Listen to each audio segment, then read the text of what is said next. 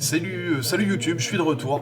Bienvenue sur ma chaîne, la chaîne de Frenchy Tactical. J'ai pas ajouté énormément de contenu dernièrement parce que je l'ai expliqué au préalable. Je fais pas de la vidéo pour faire de la vidéo. Je viens vous parler de ce qui me plaît, en espérant que ça vous plaise aussi. Et aujourd'hui, je vais vous faire une petite présentation du Mora Garberg. Le Mora qui a été conçu donc en étroite collaboration avec Dave Canterbury, qui est on va dire une figure américaine de la survie en milieu naturel et un ancien militaire. Ce couteau est très intéressant et je vais prendre soin de vous en parler dès maintenant. Déjà, dans un premier temps, pourquoi je choisis ce couteau dans une optique soit de survie ou de bushcraft. Tout simplement parce que je suis gaucher et c'est le premier couteau de la gamme de chez Mora qui intègre un étui ambidextre.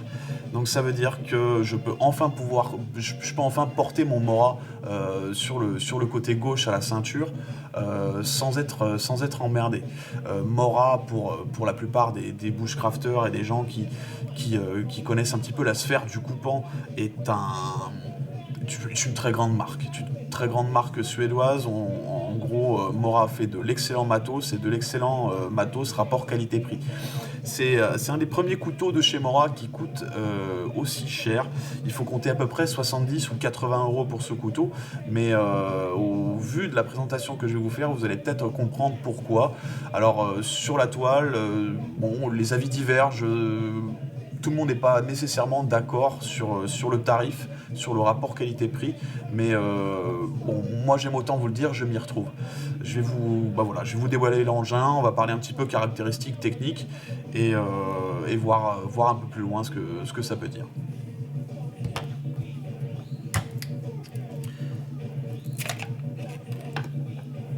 Voici le couteau.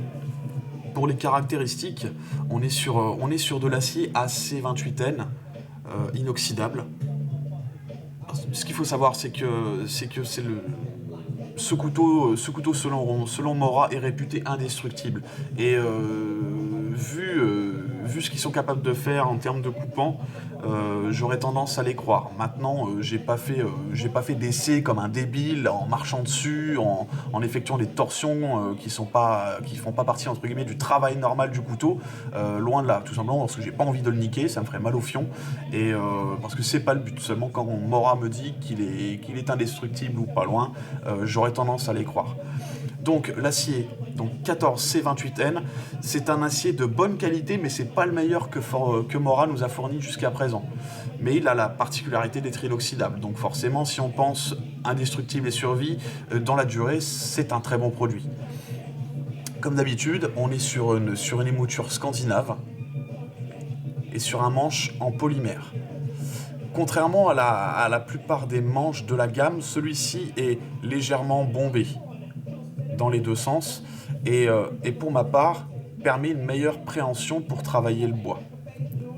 Peu importe les types de prises qu'on emprunte, même si le polymère est peut-être pas le matériau le plus confortable au port, ça fait très bien le travail et c'est très solide. On est donc sur une longueur totale de 22,9 cm, une épaisseur de lame de 3,2 cm, équivalente au Mora Black, si mes souvenirs sont bons, et un manche au polymère comme je vous ai parlé. C'est le premier Mora de la gamme qui est en full tang. La lame est en plate semelle. Voilà, je vous montre ici. Voilà. La plupart des couteaux Mora sont en soie 3/4. C'est-à-dire que la soie de la lame arrive aux trois quarts du couteau. C'est le premier de la gamme à être vraiment de conception full tang. Ça vous permet de pouvoir taper au cul par exemple avec ce que vous voulez pour pouvoir faire pénétrer le couteau sans vous soucier de ce qui pourrait se passer. C'est vraiment pour l'avoir testé en forêt. Alors je l'ai pas testé dans les conditions extrêmes, je m'en suis servi comme un couteau de camp, on va dire, ou proche d'un couteau de camp, même si malgré sa forme et sa conception, je trouve la lame un peu petite pour un couteau de camp. Mais par contre, pour un couteau autour du camp, il sera parfait.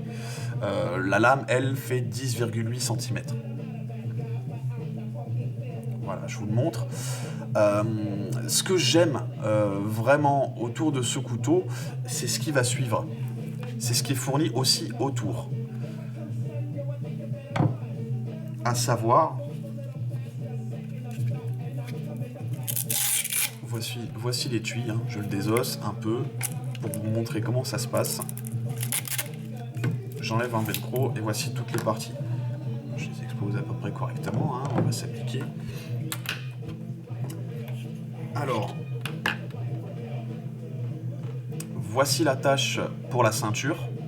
Alors, on l'utilise ou pas, au besoin, hein. Voici l'étui. Et l'étui est tout simplement modulable. C'est-à-dire qu'on a une pression ici qui vient retenir le couteau, mais sur ce principe-là, si jamais ça nous dérange, eh ben c'est pas un problème, on la retire. Quand on y arrive. Voilà, je la retire. Et là, je fais passer le passant pour la ceinture. Voici pour le port-ceinture. Il suffit de garder ce qui nous intéresse et d'enlever ce qui nous fait chier. Et c'est aussi simple que ça. Mais cette fois, ce qui est intéressant, c'est qu'on intègre enfin un port type molle sur un Mora. Cet étui, cette partie de l'étui là, est conçue, donc vendue avec des velcro que je n'ai pas sur moi. Ce sont de longues bandes velcro, mais qui vous permettent de fixer le couteau absolument comme vous voulez. Soit ici et ici en port horizontal, ou ici avec les velcro en port vertical. Vous avez simplement à faire passer les bandes velcro dans votre molly et les refermer pour pouvoir intégrer le couteau à vos sacs, à vos ceintures ou à vos chests, enfin vos plastrons si jamais vous portez des plastrons. Enfin là on est dans un autre délire. Mais quoi qu'il en soit, voilà, quand on aime le matériel tactique, et je pense que vu mon pseudonyme, vous savez que c'est un petit peu mon trip, et ben voilà, on peut enfin intégrer par exemple cette partie de l'étui sur son sac à dos ou sur la ceinture ventrale, et ensuite dissocier tout simplement le couteau,